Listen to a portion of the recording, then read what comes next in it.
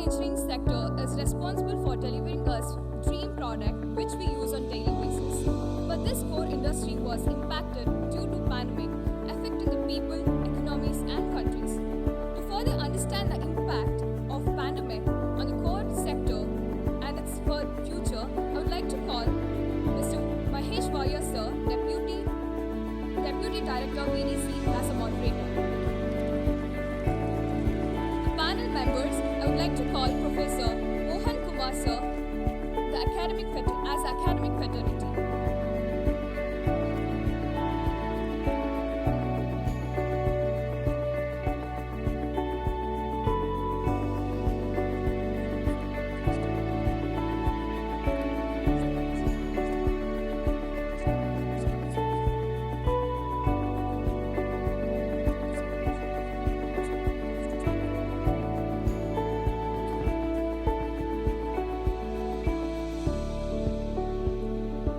I call Nagesh sir, Head of Institute of GIII Technology. Nagesh Rao sir.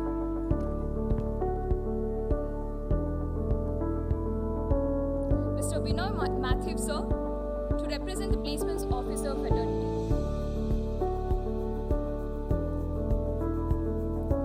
Mr. Ranjit, Centum Electronics.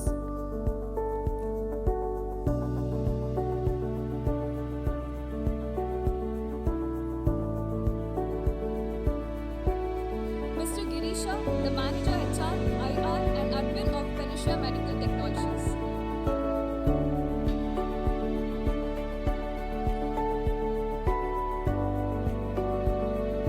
Mr. Ranjit, Head of Recruitment Board. Now I hand over the session to the moderator, Mr. Mahesh Vaya. Thank you.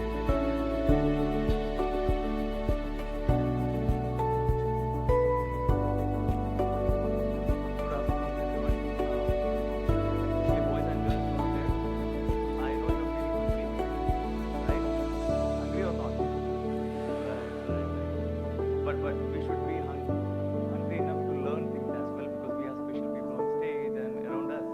So let's understand that as well. But I asked Kishore sir once, why me? Because we have Commander Sriram sir, Kishore sir himself. Then he said, no, you do it. I took the opportunity. I wanted to ask for you. So I went around, asked students, what do you want to ask panel members about these topics? So each and every question may sound silly, but it's from you. That's point number one. So panel members, please understand the question is not from me, it's from students. It's their concerns, it's their worries, it's their anxieties, it's all about them. So students, please listen.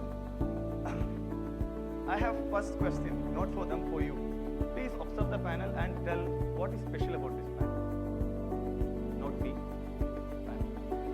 Make it fast. 30 seconds. What's special about this panel? Anybody? HR, CPO members, anyone. What is special? Shout. Huh? Achievers, okay. Good. Sir, anything else special about this panel? They're also hungry. That's a reminder for me. I got it. Knowledge. Hungry for knowledge. Anything else? Manufacturing, yeah.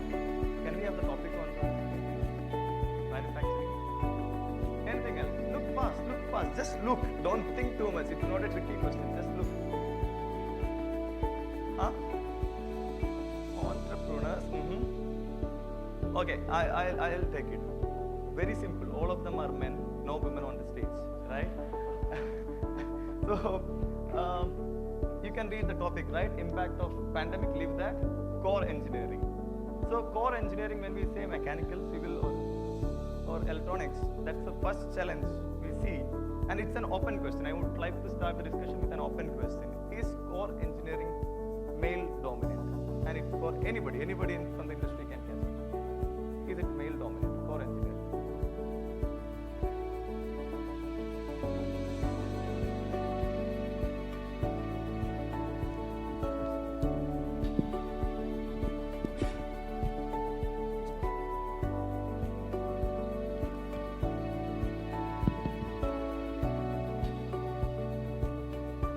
Mahesh, you can take.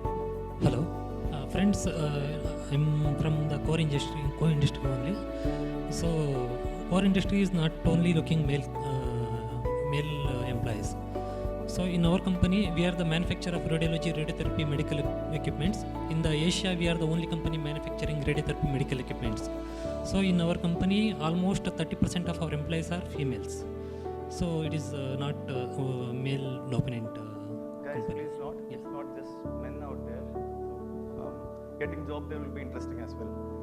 So, Manish, when I just want to touch upon the topic pandemic. Pandemic has seen a lot of shift in technology-wise, the way we adopt technology. Especially healthcare has given a lot, contributed a lot for overcoming this pandemic as well. So, when we say healthcare, again for them, is it just someone who knows biology or chemistry, or is there anything open for especially undergraduates from engineering? Okay, healthcare means not only biology or other chemistry company. Ours is a totally engineering company. Most of our employees are almost 80% of our employees are engineers. Means in that almost 30 to 35% are electronics and communication background, and 20% are computer science, and remaining are mechanical engineers. So there is hope for all streams. All streams we have. Thank you. So again, I have one more open question again from the students. How many of you use LinkedIn? Not just students, anybody over here, EPO members especially LinkedIn, right? So the most frequently seen jobs related to placement these days, especially again from core engineering, is that we need people, we need youngsters, we need freshers, but with minimum 2 years of experience. I mean, again, a most popular question out there. Anybody can catch from the industry. Then how can we get on board? Good afternoon, Geetam. Namaskara, ಎಲ್ಲರಿಗೂ. Yeah, I think this point it has been discussed in a few earlier panel. Okay, so we are also looking for a freshers and also the trained skill that will come through the internship program. Already you have been implemented in the academics for 6 months, but the point is this: whenever they are saying in industries, they are focusing on either thinking like mechanical, electrical, okay, but it covers CS, EC department, and every department. Okay, so every engineering department or our human resource we require from each and every department. So your point is we are looking for freshers. Also, it's correct. Also, Yeah, but we require trained skills graduates. So we are providing internship programs so that they can learn the technology that we are using. So it differs from industry to industries. There's a large gap in technology what some other industries they are working on and we are working on. Basically, we are working on niche skill sets, and we are looking for electronics also, mechanical designers we required, and we required FPGA and VLSI domain knowledgeable. We are looking for a trained skills freshers, and we are looking for freshers. We are open for freshers also. We are providing internship program for them, but we are not in a rapid growth like consultant firm. So we are limited with the Happy New Year, sir, but still. So we are limited with the human resource hiring for few numbers. That is 100% like we are not hiring a bulk hiring, but we are hiring with the limited members with good skill sets. So but we are giving opportunity for both male and female. We are also having around 40 to 50% female oriented. Right. So Centum mainly focus on Yeah, we are having R&D. And we are the product manufacturers, okay, for ISRO, and we are for space lands. Also, we are giving products, and also we are giving customized products also. Even we have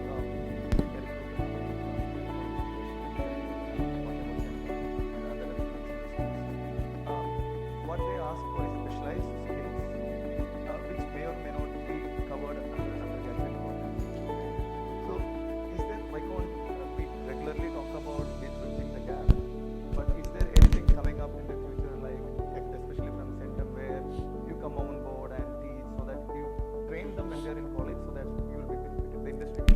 Yeah, we are tied with one of the university, the same kind of program that we are giving the facilities and we are training the students and we are onboarding them. Okay, and putting to your point, actually we require it's for students, okay, who are graduating outside. So we require at least 40% technical skills and 60% behavioral skills. I think behavior, general one, I think professor, CSE professor, he has pointed this point, 60. I go ahead with him that behavioral matters. Not just technical. Yeah, technical he can learn. So ability to learn new skills and he need to cope up with the environment. So you cannot predict the environment, same environment in each and every industry, right? So there the matters, the behavioral matters, right? So my point is, if you are technically strong with 40 to 50%, it's okay. But behavior, we want to check.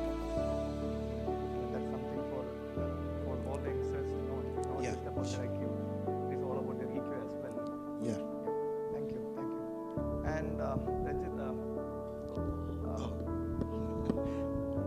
same name. So, so Ranjit, I was walking and some student came to know that I am there in the panel, and they said that is there anybody from the automobile industry? I said, yeah, there is someone from Volvo. Unfortunately or fortunately, the student was in CSE. He's in CSE, and they are like, I really want to get into automotive industry. And Ford to Tesla, there are a lot of changes happen in the automobile industry as well. And another general misconception, I'll put all the questions together. Automobile industry, Maruti or Volvo or any automobile industry, am I going to put my hand in grease, dip, work in workshop? Is it a not so clean job? That's question number one. Question number two, non-mechanical guys or non-EC guys, what's their scope to be on? Thanks, Manish. Since I got this mic, I would like to answer all your questions. Good afternoon, everyone. And I know that we are between you and your lunch, but still I would like to answer some of the misconceptions, especially related to the first question Mahesh asked, is manufacturing male-dominated. One is that, let me tell you, I have a target of hiring 35% of my total population women by 2025. So me being here and talking to you, if I get few more women applying to us, I'll be very happy. When I worked with the IT industry almost 15 years before joining manufacturing industry, and my thought about manufacturing also was very similar, like most of us have that conception that yes, this is like fitting the tire, picking up the car and moving it, pushing it, and using a hammer and hitting a nail or a bolt. So things have changed. It is not the way manufacturing industry work. It is not the way now the new modern automotive companies work. We also work very similar like any other IT or knowledge-based industry works.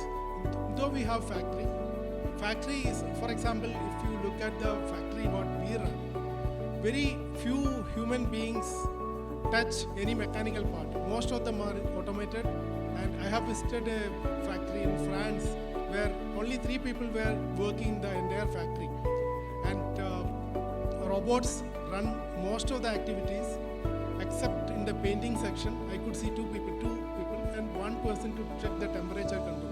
These are the 3 people I have seen, and in a day they roll out around 50 trucks without any human touch, and it is completely run by robots or artificial intelligence. So this is the time to think differently about manufacturing sector. Things are changing, completely different, and all the work we do, lot of things are related to, while manufacturing part is a key component of that, this is all controlled, completed by robots or machineries which are much more advanced, which doesn't require a lot of hard work and physical manual work. And kind of work, what do? We design, we develop, we conceptualize, we think about the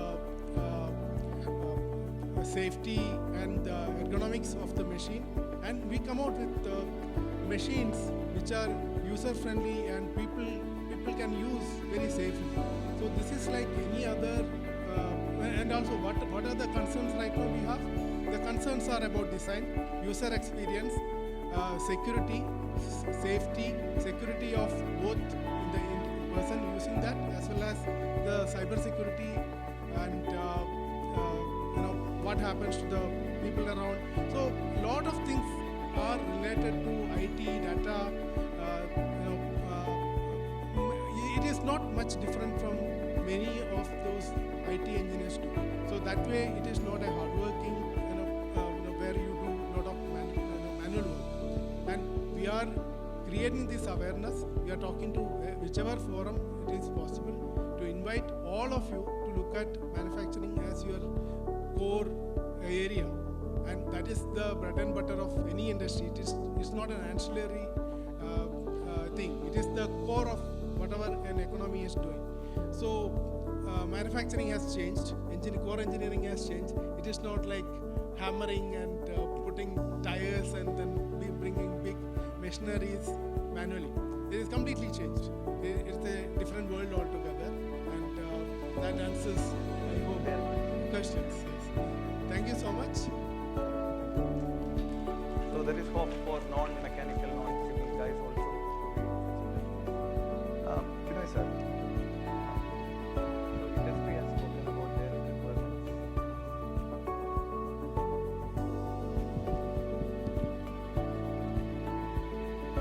They mentioned about their requirements. We portrayed our challenges and questions. But we have most of, not just in GIII3, I think across BTU as well. We have PhD students predominantly, and we push them for IT jobs. And is there a trend, a wrong trend growing up where we push non-IT guys also to IT, and in that way limiting jobs and getting people into this, and that becomes setting up a culture everywhere else as well? How to come out of it? എല്ലാവർക്കും നമസ്കാരം.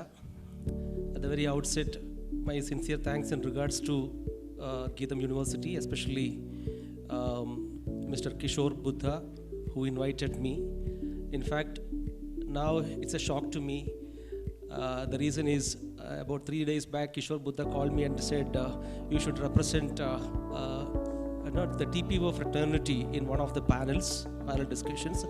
After that, there was no news. So, but just, my name is called, and now I know the reason why Kishore has not intimated me about this is he knows very well that if I start, I don't know how to stop and where to stop. So I should not come prepared. So I think that may be the reason why Kishore has not informed. And trust me, I will not put you in trouble. So straight away, before answering the question, I just want to answer a concern by almost all the TPOs, since I am representing the Central Placement Cell of Visvesvaraya Technological University, wherein every year almost about 80 to 90,000 students pass out, engineers pass out. This is a common concern among all the TPO fraternity, all the colleges, that the number of opportunities for engineers in core sector has diminished. But the fact is not that. First instance itself, we should realize the fact. There is no decrease in the number of opportunities for the core sector engineers. But the problem, what happened is, say for example, yesterday I got Sheetal Kumar has sent a requirement for a company wherein 2,000 diploma holders required and 500 engineers are required.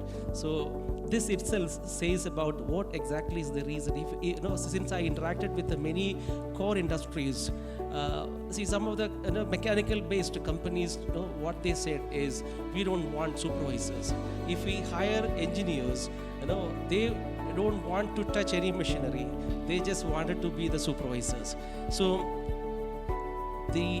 what we need to do here is, and of course they say that no, see, the diploma holders, they have hands-on experience and they are ready to work on the floor.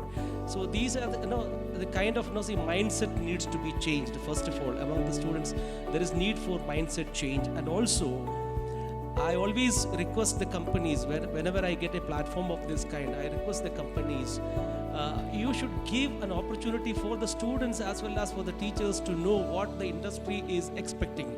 Of course, because of the kind of technological upgradation, kind of mechanization, sir has rightly mentioned, a lot of changes happened, and say less number of people are required. It doesn't mean that core engineering is, engineers are not needed, but we need, the support of the industry, because see, this is an ecosystem. In this ecosystem, you see, only the academia try to inculcate, it won't help. So we need the help of all the stakeholders. At least, see, you should give, core industries especially should, come to the academia and talk to the students. And another important aspect, what is needed here is, you should allow students and faculties to visit your industry, and they should get to know what is happening in the industry and what is the kind of technological upgradation happened.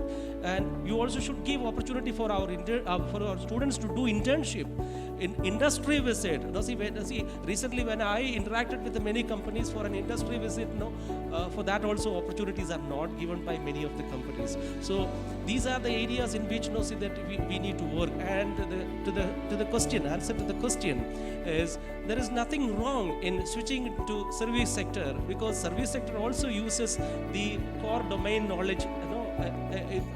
But if you tell a mechanical engineer and an electronic engineer to candidate student to go to a services industry, they are reluctant. They are not ready to go, because I studied this one. I would need core job, but there is a lot of education is needed, and a kind of mindset change is required. So my answer to the question is, nothing wrong in switching into that, because wherever opportunity is there, they should switch into. And there also core engineering application is there. They can learn and they can use their knowledge. So this is my point.